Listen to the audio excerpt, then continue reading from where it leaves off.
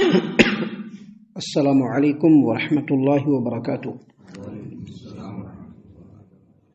اعوذ باللہ السمیع العلیم من الشیطان الرجیم من ہمزہ ونفخہ ونفثہ بسم اللہ الرحمن الرحیم۔ وقال الذین کفروا لولا نزل علیہ القرآن جملۃ واحدہ کذلک لنثبت به فؤادک ورتلناہ ترتیلا ولا يأتونك بمثل إلا جئناك بالحق وأحسن تفسيرا الذين يحشرون على وجوههم إلى جهنم أولئك الشر مكانا وأضل سبيلا۔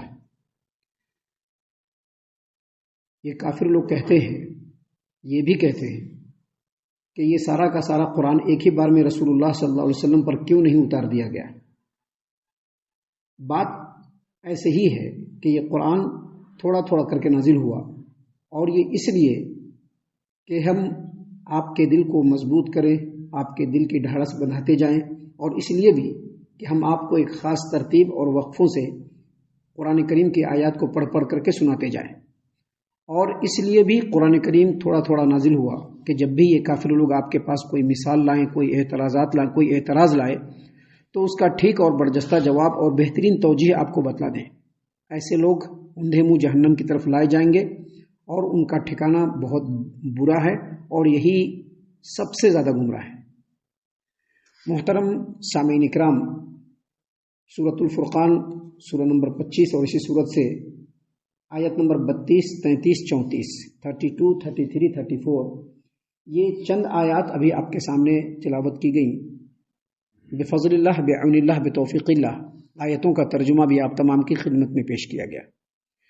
سامعین اکرام، ان آیتوں میں اللہ تبارک و تعالیٰ نے کفار و مشرکین جو مکہ کے تھے، جو عرب کے تھے، ان کے جو بیجا اعتراضات، ان کے جو لغو بات اور بیکار باتیں ہیں، ان کی ضد اور ان کی ہٹ درمی اور ان کے عناد کو بیان کرتے ہوئے اللہ تبارک و تعالیٰ نے فرمایا کہ یہ کافر لوگ کہتے ہیں، یہ بھی اعتراض کرتے ہیں کہ یہ سارا کا سارا قرآن ایک ہی بار میں کیوں نہیں نبی صلی اللہ علیہ وسلم پر اتار دیا گیا۔ یعنی جس طرح سے توریت، زبور، انجیل ایک ہی بار نازل ہوا، قرآن کریم بھی ایک ہی بار نازل ہونا چاہیے تھا۔ الفاظ یہی ہیں، ان کے الفاظ جو ہے وہ یہی ہیں، وہ لوگ یہی اعتراض انہی الفاظ میں کرتے تھے، لیکن اس کا مقصد دوسرا ہوتا تھا۔ مقصد کیا ہوتا تھا کہ جیسے جیسے حالات بنتے ہیں ویسے ویسے یہ نبی محمد عربی صلی اللہ علیہ وسلم قرآن کریم کو لکھ لکھ کر کے لوگوں کے سامنے پیش کرتے ہیں۔ اصل میں ان کا مقصد یہ تھا، لیکن ان کو اس کو ذرا دوسرے الفاظ میں کہ جیسے توریت نازل ہوا، جیسے زبور نازل ہوا، جیسے انجیل نازل ہوا، ایک ہی بار میں نازل ہوا، قرآن کو بھی نازل ہو جانا چاہیے تھا۔ یہ اعتراض جو ہے مشرکین مکہ نے کئی بار کیا، اور قرآن کریم کے مختلف مقامات پہ اس کے جوابات بھی دیے گئے، لیکن یہاں پر اللہ تبارک و تعالیٰ نے قرآن کریم جو تھوڑا تھوڑا کر کے، یعنی ایک ہی مرتبہ لوح محفوظ پر، جو لوح محفوظ سے آسمان دنیا پر اللہ نے نازل فرما دیا، لیکن وہاں سے حالات اور ضرورت کے مطابق اللہ تبارک و تعالیٰ نے تھوڑا تھوڑا کر کے 23 سال میں قرآن کریم کو کمپلیٹ نازل فرمایا۔ اللہ تبارک و تعالیٰ نے اس کے فائدے کیا ہے اور اس کی وجہ کیا ہے اور کیوں ایسا نازل کیا گیا، اس کو 3 پوائنٹس میں اللہ تبارک و تعالیٰ نے یہاں پر بیان فرمایا ہے۔ دیکھیے اللہ تبارک و تعالیٰ نے سب سے پہلے کیا فرمایا، وقال الذین کفروا لولا نزل علیہ القرآن جملۃ واحدہ۔ یہ کافر لوگ یہ بھی کہتے ہیں کہ یہ سارا قرآن ایک ہی بار کیوں نہیں نازل کیا گیا، تو اللہ نے اس کا جواب دے کر کے فرمایا کذالک، اسی طرح سے نازل کیا گیا، تھوڑا تھوڑا کر کے نازل کیا گیا۔ اور کیوں نازل کیا گیا، لنثبت به فؤادک، تاکہ اے نبی صلی اللہ علیہ وسلم ہم آپ کے دل کو مضبوط کریں، مسلمانوں کے دل کو مضبوط کریں، اور آپ کی ڈھارس بندھاتے رہیں، ڈھارس بندھاتے رہیں۔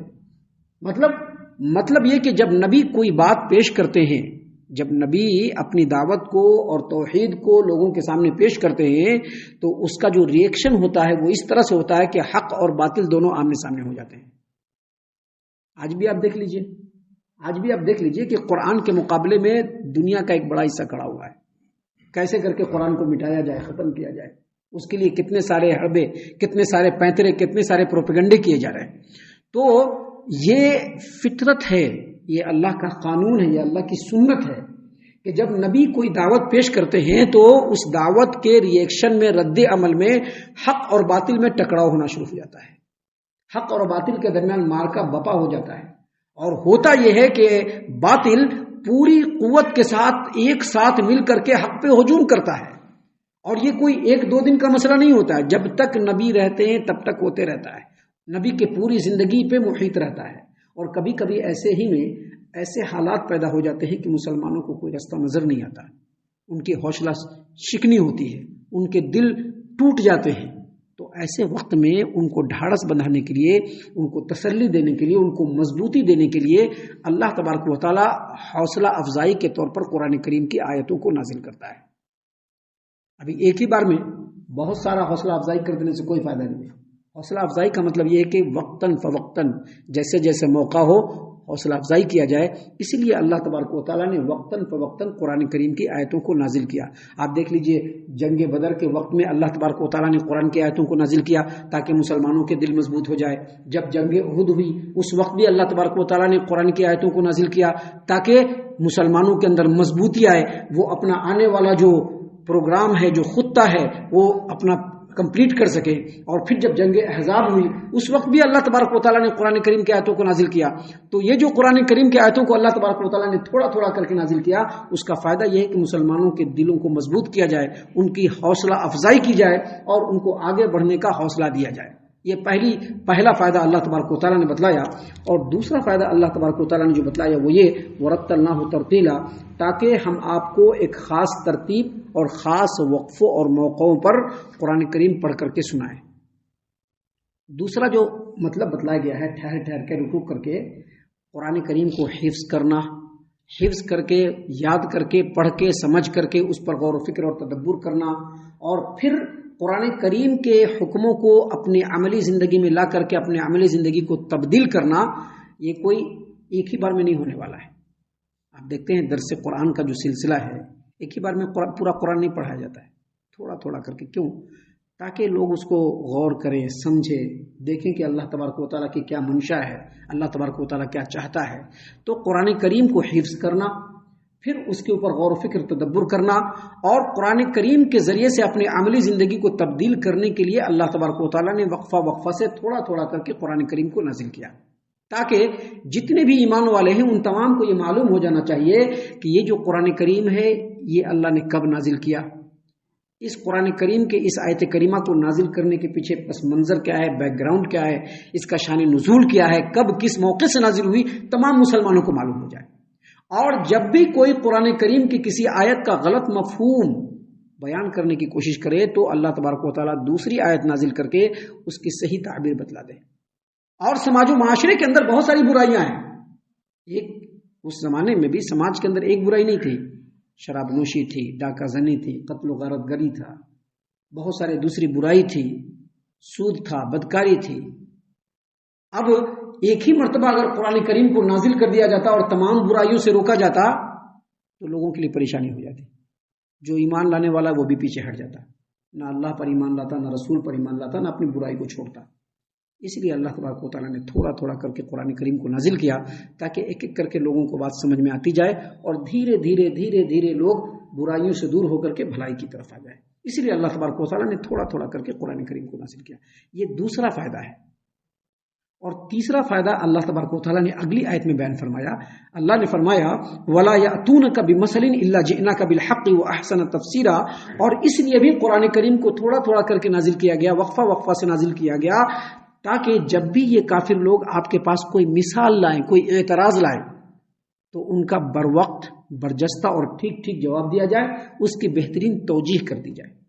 اب یہ کفار مکہ تو ایک ہی بار تو اعتراض نہیں کیے، اعتراض کرتے چلے آئے. ان کا 13 سال کا جو وقفہ ہے نبی کریم صلی اللہ علیہ وسلم کا، اس وقفے میں ایک نہیں بے شمار اعتراضات کیے، بے شمار نبی کریم صلی اللہ علیہ وسلم سے مطالبات کیے، نت نئے مطالبات، نت نئے اعتراضات. ذرا سی کوئی بات دکھتی تو فوراً اعتراض کرتے تھے.